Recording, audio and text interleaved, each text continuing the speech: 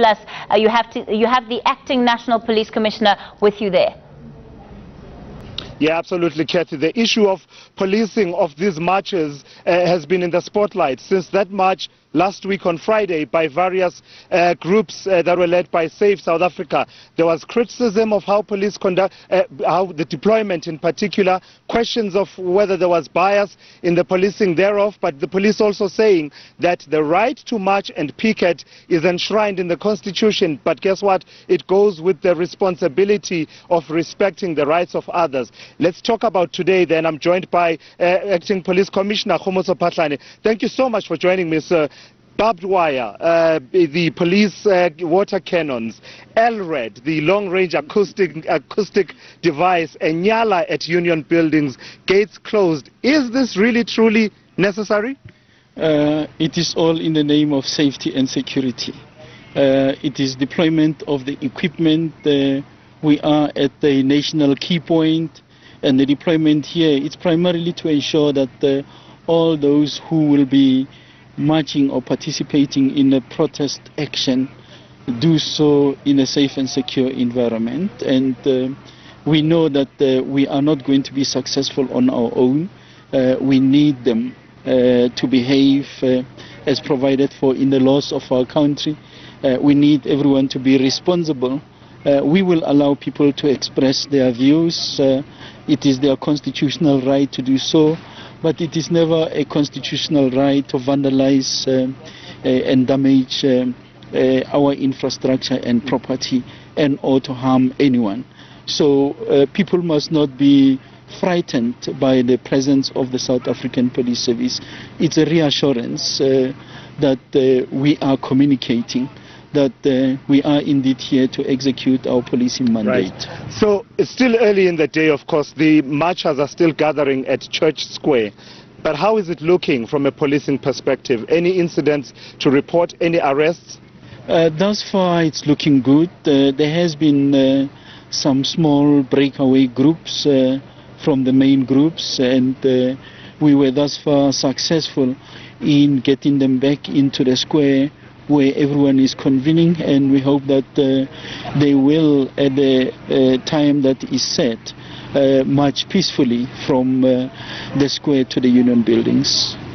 So do you understand, though, Commissioner, why people sometimes question your role in this kind of marches, for instance, the one last week and what has happened this week? For instance, when there was that confusion about whether the marches were were compliant with the regulations and the Gatherings Act, you know, confusion that came in part from your side, but also when people questioned that you were focusing on these marches, last week being, of course, the civil society march, and you said nothing about a gathering outside Luthuli House, which in terms of regulations, well, it would seem didn't really, you know, comply, because yourselves, you confirmed that there was no request for that march. Do you understand why you get questioned? I guess that's my question.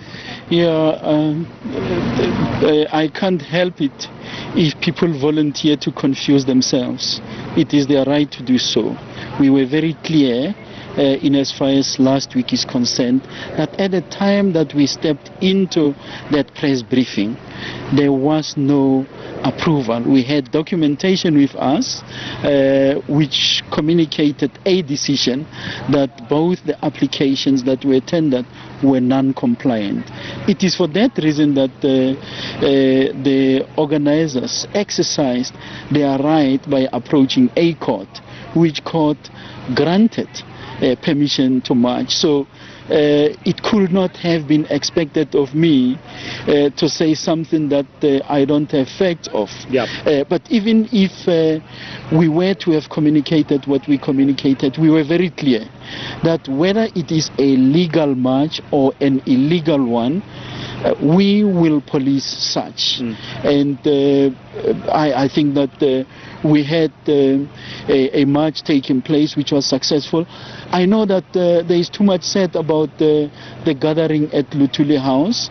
I don't know why not much is being said about all illegal gatherings that were taking place all over Johannesburg. I happen to have had an aerial view And I've seen people in Bayas Nodia, I've seen people on bridges all along the M1. So I don't want us to focus on one sport. Let us as a nation be grateful of the fact that we have delivered an incident-free march. Right. Final question. Of course, you are talking there about the issues, suggestions of bias on your side, and simply saying that that's simply not true. One aspect that I want to check with you, Commissioner, is the use of that device that I was talking about, the long-range acoustic device. Of course, it's for those of our viewers who are not familiar with it, it's part of your equipment for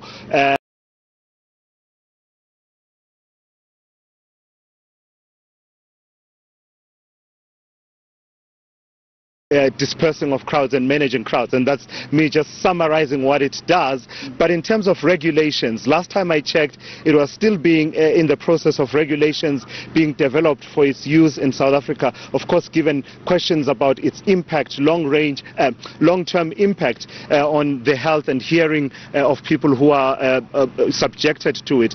What is the status right now? Is this a device that's cleared for use in South Africa, and under what circumstances will you use that device? I will refrain from giving any details on any of the equipment or deployment strategies that we embark upon. Safe to say that we will always operate within the confines of the law.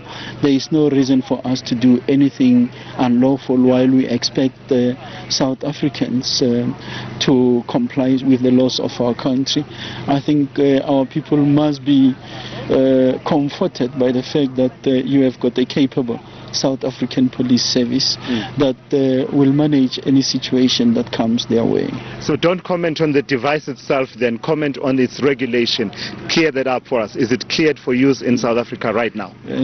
Tulasi, I think I'm very clear and say I am not going to make any comments on any of our equipment which is being used, and I think I've covered you by saying we will not go against the laws of our country in terms of deployment of any of the equipment that we have.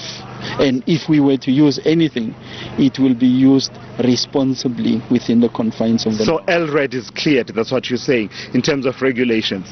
That's your version. And I think I was very clear. Be excited, be comforted that the South African Police Service are here. We have deployed, and everyone who's going to be marching here, they are called upon to work with us to make sure that we deliver a successful one. And maybe we don't necessarily have to use all the equipments that we have because it's a peaceful one. All right, Commissioner, thank you so much. I really appreciate your time. I'm going to release you now. Kathy, that is the Acting Police Commissioner, Khomotso Phahlane, talking there about various aspects of policing today's marches led by opposition parties. And you heard there at the end that interchange about the use of that device, that, the long-range acoustic device that is part of the equipment that is used by the SAPS. The Commissioner saying that they will always abide by the rules, but not coming out clearly to spell it out that in terms of regulations in Parliament, legislation in South Africa, standing orders in the SAPS, is this cleared to be used in South Africa? And I guess from my part, not having extensive knowledge of this particular area, I had to put those questions to the Commissioner, and those are the answers he gave.